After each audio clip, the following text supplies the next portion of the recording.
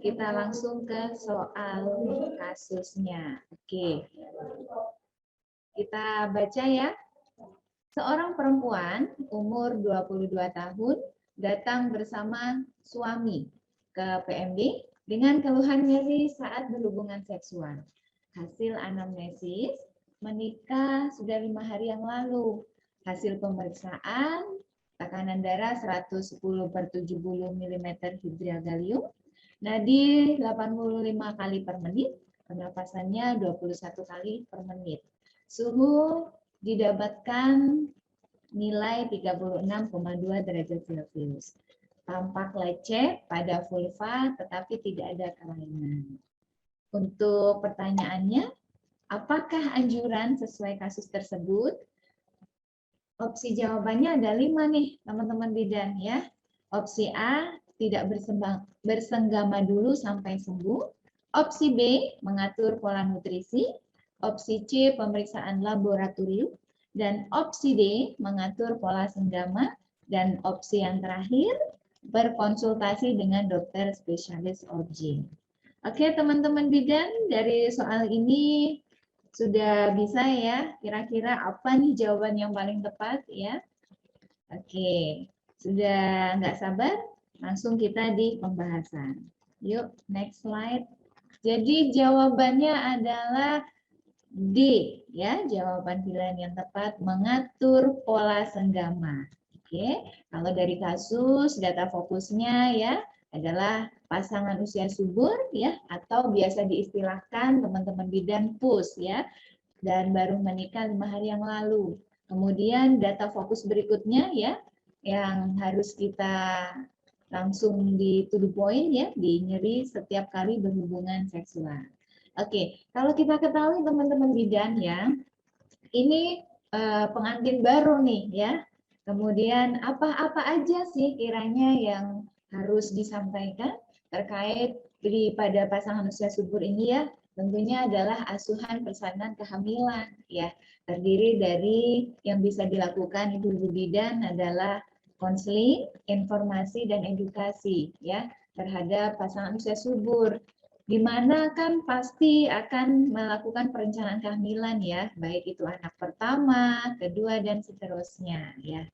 Saat akan merencanakan kehamilan, tentunya harus mempersiapkan status kesehatan pasangan usia subur itu sendiri ya, harus optimal. Karena apa? Merupakan hal yang sangat penting ya untuk awal langkah menciptakan atau memprogram ya untuk meneruskan atau melahirkan generasi bangsa ya. Tentunya pada usia pasangan subur ini ya kan akan merencanakan kehamilan gitu ya.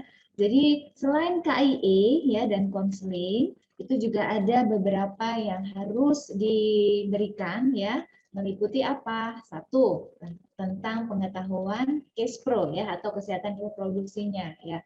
Bahwasanya di sini terkait yang wanita maupun laki-laki ya. Kalau kita tahu sudah dijelaskan ya sebelumnya juga sudah sering disinggung bahwa kesetaraan gender dalam pernikahan itu juga harus perlu disampaikan kembali ya, karena terkait apa? Kalau dulu sebelum menikah ya itu pasti akan ada kehidupan sendiri. Sekarang ada kehidupan baru di mana sudah menjadi pasangan suami istri atau pasangan usia subur. Dalam hal ini di kesehatan reproduksi ya. Kemudian yang kedua, yang D juga adalah hak case pro dan seksual ya. Ini terkait bahwasanya wanita sekarang ya, wanita era milenial sekarang ya, itu harus benar-benar memahami dan mengerti akan kesehatan dirinya ya, kapan saya akan hamil, kemudian nanti jarak saya hamil pertama dan anak kedua dan seterusnya ya. Tentunya kita harus sampaikan jarak minimal kan 2 tahun ya. Kemudian yang C adalah perawatan kesehatan organ reproduksi. Ini adalah merupakan aset penting bagi wanita ya. Tidak menutup kemungkinan bagi laki-laki juga ya. Karena di sini sudah berpasangan ya, sehingga antara laki-laki dan wanita itu juga harus warning terkait kesehatan organ reproduksinya. Kemudian yang kedua adalah kehamilan dan perencanaan kehamilan sama ya.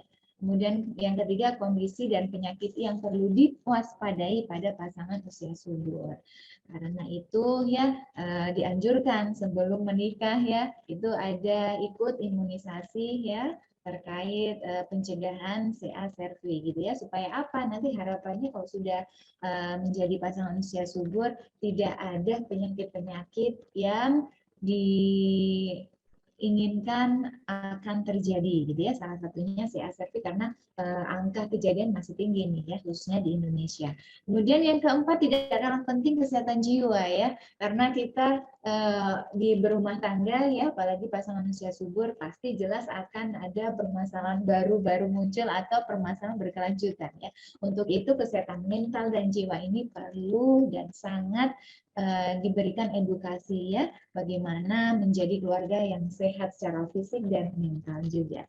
Kemudian yang kelima, terkait pengetahuan tentang fertilitas atau orang awam mengatakan kesuburan ya, atau masa subur. Jadi banyak ya pasangan-pasangan usia subur ini tadi baru menikah 5 hari ya, pengantin baru nih. Bagaimana kalau yang 3 bulan, 5 bulan dan kurang dari 1 tahun ya, selama di situ riwayat kesehatan dan hasil pemeriksaan dari wanita dan laki-laki no problem, tidak masalah ya. Tetapi kita perlu warning kalau sudah memang masa menikahnya 1 tahun, kemudian dicurigai ada riwayat penyakit dan hasil pemeriksaan mungkin dari pihak laki-laki analisis spermanya ternyata tidak optimal gitu ya hasilnya, nah itu perlu dicurigai, nanti khawatir akan ada masuk kasus infertil gitu ya, dan itu harus benar-benar pada saat pemeriksaan keduanya harus ikut, karena kalau tidak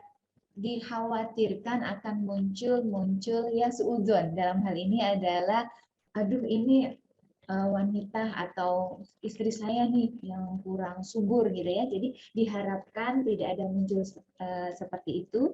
Jadi keduanya harus sama-sama memeriksakan diri ya. Kemudian yang keenam adalah terkait kekerasan dalam rumah tangga. Kita ketahui ya, kalau di Indonesia kasus KDRT itu juga masih perlu diperhatikan ya, belum di angka minimal ya, atau belum ada angka KDRT 0 itu ya. Jadi ini sangat-sangat perlu juga diberikan KIE ya terkait pada pasangan usia subur. Oke teman-teman, saya kira untuk pembahasannya lengkap ya. Jadi sukses selalu buat teman-teman dan semangat terus belajar soal-soal UKOM bersama Optima. Terima kasih.